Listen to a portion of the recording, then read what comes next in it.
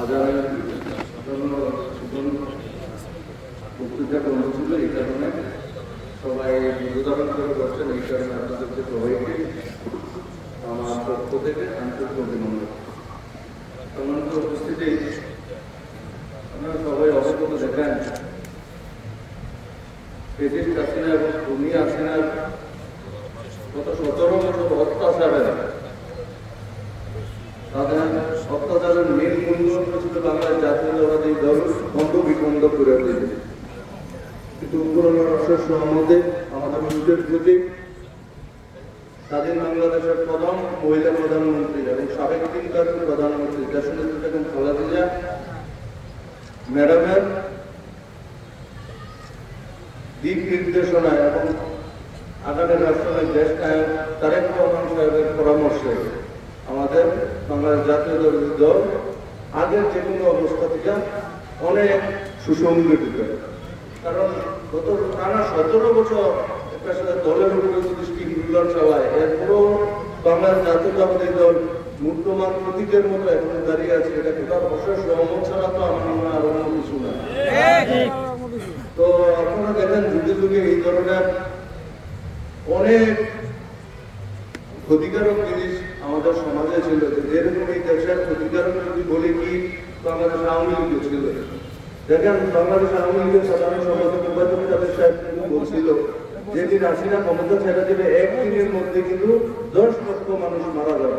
সম্মানিত উপস্থিতি, আপনারা দয়া করে বলেন তো, সারা দেশের কথা আমি বলতে পারবো না, চান্দিরে এই ধরনের কোন ঘটনা ঘটছে কিনা। মিথ্যা প্রভাকাণ্ড ছড়াইয়া মানুষকে, নর্মাল মানুষকে উত্তেজিত করাই ছিল তাদের কাজ। আর ক্যাডার বাহিনী বললেন, দলীয় বাহিনী বললেন, প্রশাসনিক বাহিনী বললেন, সার্বিক সকল সবার একত্রিত সহযোগিতা নিয়ে এই সারা দেশের মানুষের উপর স্টিমগুলার চালাইছে।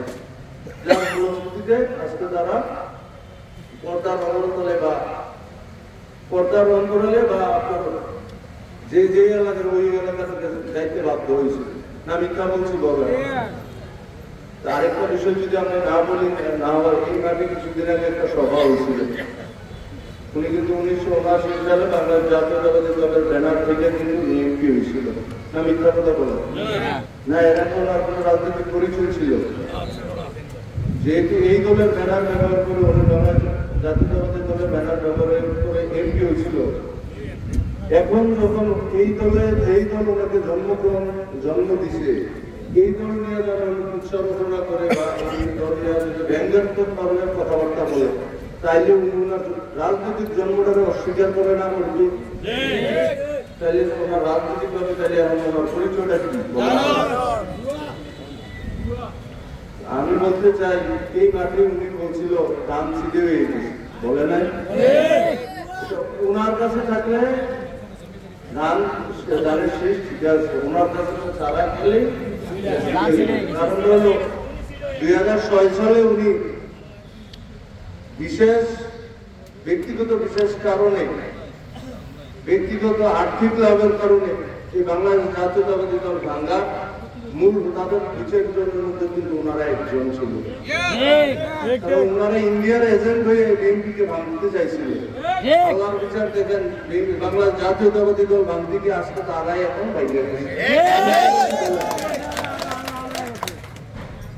তো আপনারা সবাই অবগত দেখেন, আওয়ামী লীগের সাবেক সাধারণ সম্পাদক আব্দুল জলিল সাহেবের কথা মনে আছে? জলিল সাহেবের ট্রাম্পটার কি পেয়ে বেতন সব হয়েছিল। আমি কথা বলে তো বিশেষ কাজে বা ব্যক্তিগত তারা স্বার্থ হাসিলের জন্যই তারা এই বিএনপির ভাঙ্গা পায়তারা করছিল। না মিথ্যা কথা বলে? এখন তাদের বর্তমান অবস্থা কি বলুন তো? কেমন অবস্থা? জানিস এই করতে বিএনপি এই করতে, বিএনপি মুখের সাথে আঘাত করতে। আমি আপনাদের মাধ্যমে ওনারে বলতে চাই, আপনি দল এখন পর্যন্ত পরিবর্তন করছেন, দল পরিবর্তন করছেন। আপনি যখন এই মাঠে তো বোঝা গেছেন আমার কোনো মার্কেট দরকার নেই, আমি গোলা গাছ নিয়ে আসলে কলাগাছি আমার মার্কা। আমি আপনাদের মাধ্যমে ওনাকে বলতে চাই, আপনি ওই ধরনের মহারথী এখনো অন্যায়।